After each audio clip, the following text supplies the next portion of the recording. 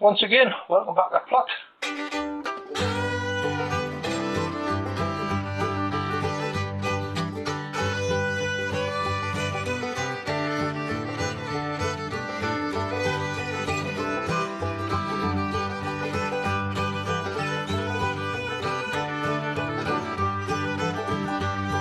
Morning everybody. Right, well, it's the first time for 4 days I managed to get out here in the back. Since Thursday, it started raining and it's never eased off. I put out a post on my Facebook page the other night here just to tell everybody, warn them about the baskets. I've never even had a chance to get out in Deadhead. The rain's been relentless. It's just persistent for the last 3 days now. It's never stopped. So I've been keeping an eye on these, mainly for the weight. Good solid basket brackets are a must when you're putting big baskets up. And of course, with the weight the plant's building up, if you put lots in, as you can see, the baskets are full. Same as the bottom one down there. It's absolutely chocker, beautiful.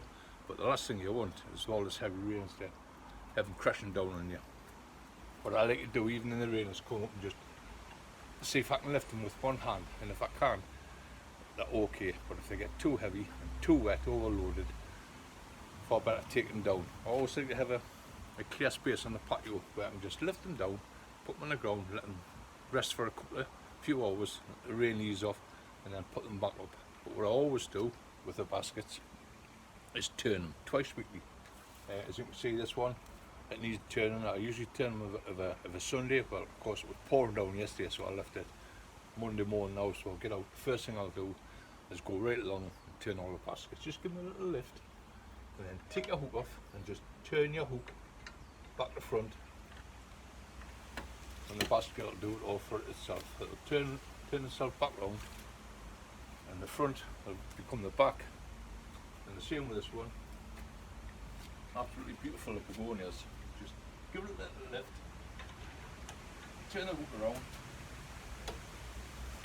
This flower's dropping off here. Fuchsias and the begonias are absolutely fantastic, marvellous. Really great display. But that's just one of the little tips. Just lift them, turn the hook around back to front, and it'll just twist itself around from the front to the back. And I do that twice weekly. Of course, I'm south and southwest facing, so the sun's coming over here, tracking over here to the west, and the flowers at the back are not getting that much light. So by turning them twice a week, it means your baskets are absolutely full, beautiful all the way around. Feed once a week, that's all. I put multi-purpose compost and my own compost, as I explained in last week's vid. So it's really rich, it's good rich compost. I don't add anything else but perlite, which gives it a little bit of free drain, and I think that's what helped my baskets along throughout the growing season. Just a little bit of perlite, and it's that free drainage lets them seep out. And as you can see, they're perfect. I've just got to do a little bit of deadhead in the spawn, and that's it. That's my baskets done again for another couple of days. I usually feed them towards the end of the week, usually a Thursday or Friday, and I know they've had a good feed. I'm leaving it for the time being because they're really soaked. They've had loads of water the last couple of days, so I'm just going to leave them. Plants on the bottom here have been benefited from. These are the Xanthideshas down right on the bottom here. As I explained earlier on, I took a few cuttings from these. These are the bog lilies, and of course they love the wet weather. So if you've got a poorly drained part in the garden with semi-shade, they're the perfect plant for there. They grow well. As the name says, bog lilies. They love the moisture. And this is only a second year plant. This with a little head on there that's finished flowering. So I'll cut that off with the seconders. And of course, right throughout the year they'll send shoots up with lovely big white lilies on. Absolutely gorgeous. First class plant. I've got quite a few perennials scattered around down here. A variegated periwinkle down the bottom there. Absolutely lovely. I've got some cuttings up the garden. You've got to be a bit careful with that one. I will go through them at a later date in some of the videos. We'll get some of the plants up, and we'll show you how to take your divisions there, cuttings. I'm doing another little recce in the wife's part of the garden this week because I've got a few plants to dig up, I like to get mine done now, earn towards the end of summer. Well, we're not in summer yet, but we're into August next week, so I want to start lifting some of the plants up, shifting them around, and they get themselves well suited into the new ground before the onset of winter. And that's how I like to do mine. I've got a few plants to change around there. I've got some roses over there. Really, I should be taking them out and transplanting a bit farther back in the border. Loads of granny's bonnets, they've self-seeded, and there's loads of them, so I'm going to be digging a few of them. I'll not throw them away. All I'll do is I'll dig a root out, I'll cut them down to about 4 to 5 inches, repot them up, and then they get given away to friends, family, whatever. I never waste anything. You see, if it's a decent sized plant, you might as well pot it up and pass it on. Tomatoes have been absolutely fantastic. The Shirley in there, been marvellous. I'm nearly finished the first row on this side, so what I'm going to do this week, I'm going to take that side down and I'm going to move my eggplants, the aubergines, over onto this side because it's been getting a little bit cramped. As I said last week in the video, I was defoliating, taking some of the flowers off, cutting some of the heads off, and they're absolutely fantastic. I've got some beautiful aubergines. I usually about 4 or 5, maybe 6 to a plant. I don't overload the plant. Depending on what size pot you're growing. If you're growing in the open soil in the greenhouse, fair enough. They're getting all that extra moisture and all that extra feed. But for me, they're in just little black buckets, and if I feed them once a week, it just keeps them ticking over really nicely. But I'll show you them in a later vid throughout the week. We'll go back into the greenhouse here. We'll do a little bit of clean up with the eggplants. We'll get them tomatoes taken down the first row. The ones at the back are a bit of shelter from my neighbour's shed, so they've been a bit later, which I'm pleased about. There's still lots of green tomatoes on there, so I'm going to leave them, just let them ripen off naturally.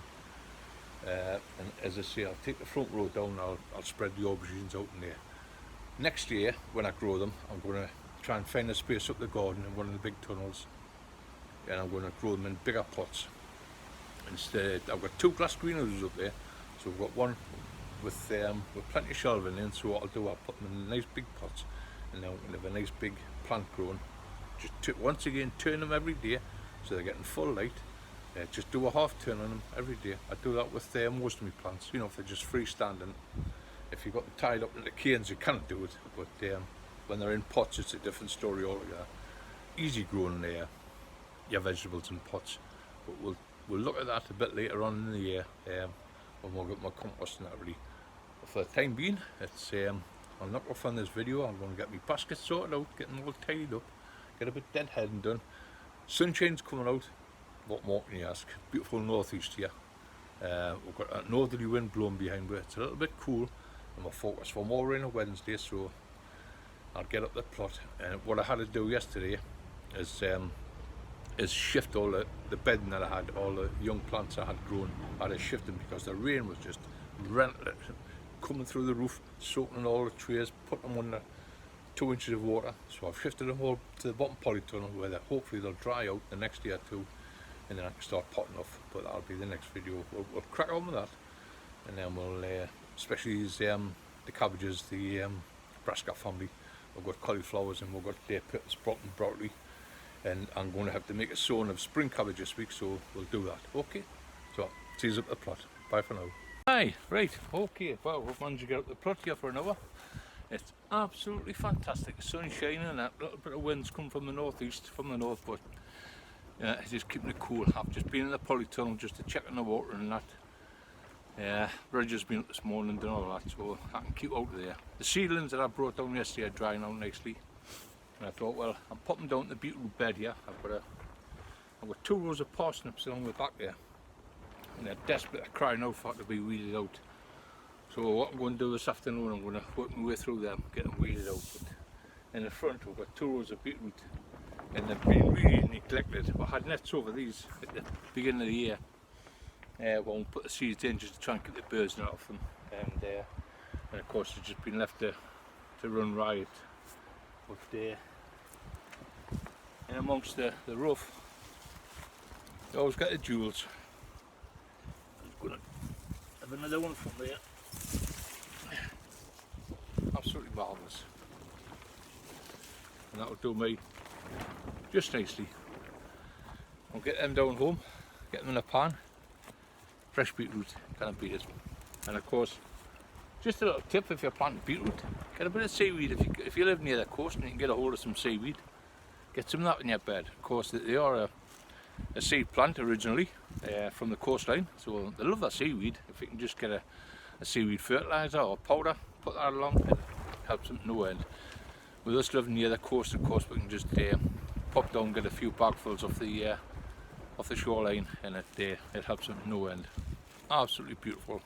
Another worthwhile crop, so we'll get them on the pan this afternoon, get them boiled down, and no doubt we'll have a few beetroot sandwiches or a little bit of masala later on.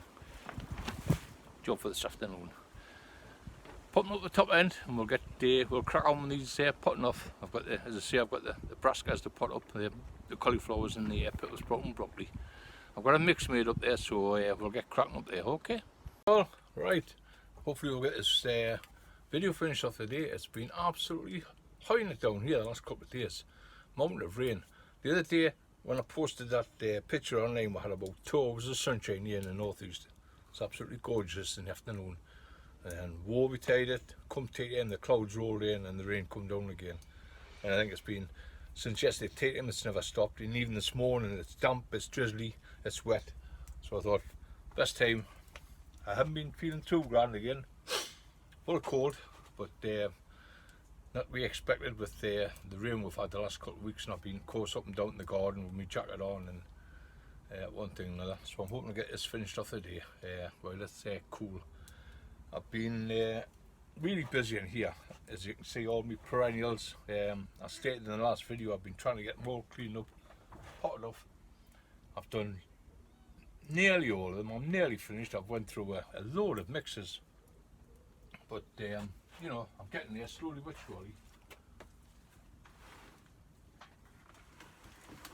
One of the jobs I did yesterday, I've got a packet of seed I've ordered. I've been right on the shops and Shields, and I can never get polyanthus seed. I don't know why, but I've sent it away for them anyway, and they're due to come within the next couple of days.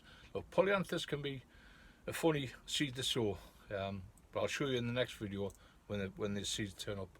Now these are some of last year's, and they're absolutely spot on. I sowed these same time last year, little seeds. Once I get a decent size, prick them off into modules, and then once the modules are full, come March and April, when I give a lot of them away, I still had quite a few plants left, but rather than dump them, I potted them up into a decent sized pot, and this is what they are. And of course this is the drumstick primula denticulata. It's absolutely fantastic. It's a nice tall flower with a big head on it, and it just flowers away all the springtime. That's why I didn't really want to throw these out. I'll just give them away willy-nilly. I kept quite a few of them back myself, because a lot of these will go into my garden down home once I can get onto that border when it dries out and start deciding which way the wife wants her perennials and that. I've got to shift some to the back, some to the front, and of course these will play a big part in it. The polyanthus, beautiful flowers. It is a drumstick primula. I'm waiting for the seeds coming, so we'll do that in next week's vid. They're up here now. They're on the shelf, and what they're in, they're just in the pots and plastic baskets. So there's no water holding onto them. They're just getting a soaking each time when the rain comes through, and they're free draining. So they're absolutely marvellous. They're sitting up there, they're nice and comfortable up there. A couple of people on about the strawberries again through the week. Laura was one of them, and the question was, I was on Dean's back garden veg plot, she had taken runners, and of course with strawberries they're so prolific, they'll hop from one spot to the next to the next to the next. So if you're taking runners, my advice is, when you take your runner into a pot and then it starts running away again from there, unless it's a big healthy plant, I normally do 2 per runner, that's per leader. Your leader, I normally get 2, take 2 heads off that one, no more than that, because what I like to do, I like to let them build up. I mean, you could go on and on and on, you'd probably get 6, 8, 9, 10 runners by the time the end of the season. But the aim is to get them all rooted at the same time. So come the end of the year, you've got a dozen, or whatever you want, 20 plants, all the same size. There's none of them lagging behind, and none smaller. They should all be the same size. So that's the idea, is when you get the 1 or 2 snippet at the end, and any premature flowers that you get on them, pull them off. You want the plant to build up, you want a good root system, and they're perfect. They're ready for planting out in the autumn. That's the strawberries anyway. So cracking on now. I want to get me, as I say, I'm waiting for seeds coming. I've sent away for me spring cabbage. I normally have a couple of varieties. And what I like to do with them, I like to sow them a little bit later than the greens, the broccoli and the cauliflower. Reason being, the bottom polytunnels where they go after the tomatoes come out, the cabbages will go into there. Or sorry, where the sweet corn is at right at the bottom, once they come out, the cabbages will go into there. So I'll not be looking to plant cabbages out till around about the end of September, even into October. Still plenty of time then. It's still cool. It's still warm enough inside the polytunnel to let them cabbages get a good hold and give me a first class cabbage the end of March, beginning of April. Spring cabbage is always a great favourite in our house, so I absolutely fill a polytunnel with them. So I'll be sowing them in the next couple of weeks. But the aim today, the purple broccoli, and that's how I like mine. First class. I had a watering last night, just a little bit of water on them. No weeds in, and of course this is my own compost again. Just make sure you don't lose that label. I've got my 3-2-1 mix made, and I've got my cups. Once again, they're going into the cups. These are just cardboard cups. My daughter collects these from one of the shops in Shields, one of the coffee bars, and I'll be using them again for me broccoli. All me cabbages now will be going planting into these, and then we can just plant them straight into the garden. First class.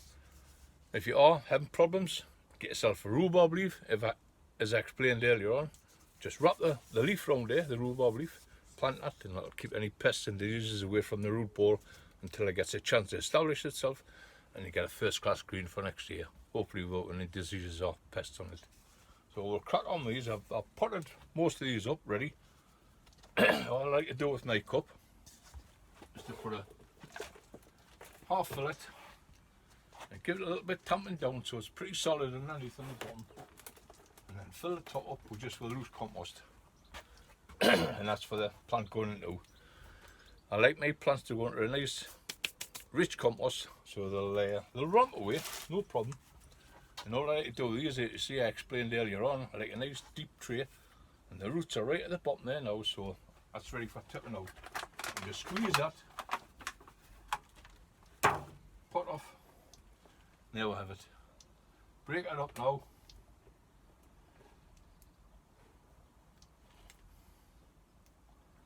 And you should have absolutely beautiful. There we have them. First class little broccoli, all ready to be potted up. And it's a simple enough job. You can use an old bit of bamboo. I usually have an old bit of bamboo sitting around. Use a pencil, use your finger, anything you want. Get the hole right in there, nice and deep. Get your plant in, push it in to the depth that you want it, just below them leaves. Tighten up around it, and there we have it. Nothing difficult about that. As I say, you can always plant your plants a little bit deeper. If you haven't had them up on the light and they start stretching, going leggy, you can always push them down a little bit farther than what you need to be, and your plant should just be sitting on them, the seedling leaves. Your seedling leaves should be there, and that's a good sign that they haven't had any check whatsoever. You haven't had any frostings, any freezings, any too much sunlight, any stretching. A nice green leaf. Once again, quite an easy job. I like to leave a little bit of soil around mine. I don't beat the hell out of them, and hopefully get all the soil off them. Push it in the way you want it, just below the leaves. Little tap, because you see once you're pushing that plant down, you're hitting the compost in the bottom that I've firmed in, and they're sitting on that. No chance of them moving around now. So I'll get this tray finished off. As I say, they're first class little plants. I've got 2 trayfuls of broccoli to do, so we'll get them done in the next day or two. Once I get these finished, let's it's a job I can just sit and take hours with, just plodding on. Normally what I like to do is, when I've got a lot of potting off to do, is to take stuff down home on the barrow, trayfuls of seedlings, and then of an evening I can pop outside. The wife will be doing her knitting or reading. I can pop outside in the greenhouse and I can do a couple of trays ready, just to be ready for bringing back up on the plot the next day. Quite an easy job. A lot of people get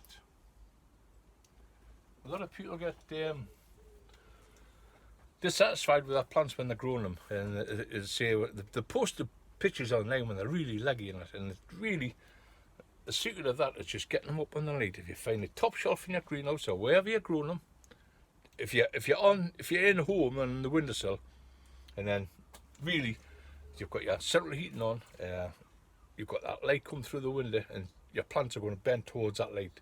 So the idea is to turn them every day. Turn your plant or whatever you've got them in trays, turn that every day, and just make sure there's not too much heat on them. Try and find the coolest place, the coolest windowsill, usually a dining room or something like that, and they'll grow quite easily. Nothing to stop you from popping them outside on a nice sunny day. Just put them out in the back for a little bit and let them harden off. With jobs like this, I can work with it hours on end. Not a problem. Just keep popping them in. I'm hoping to get a good dozen out of these. They're an expensive seed,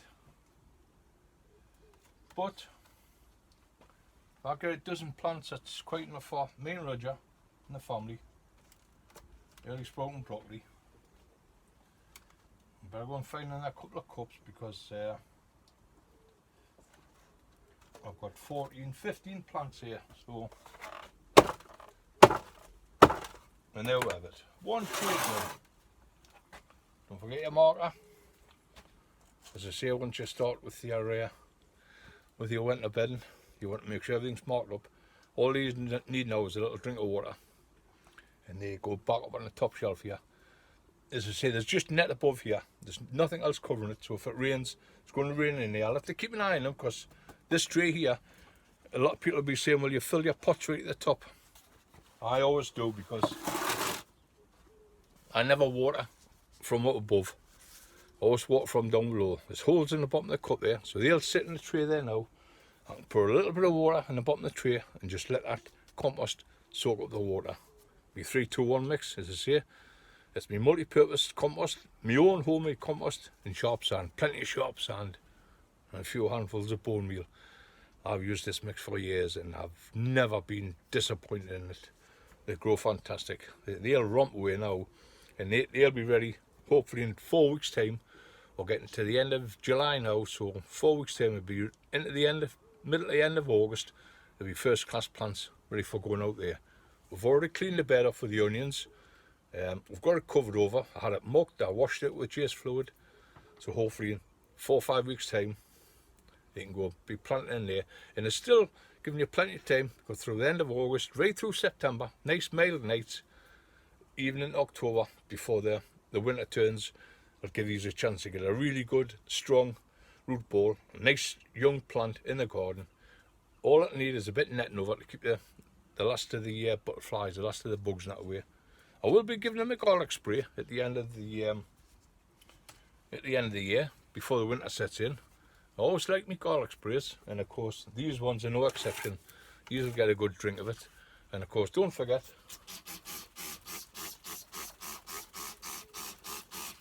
a good spray when we start off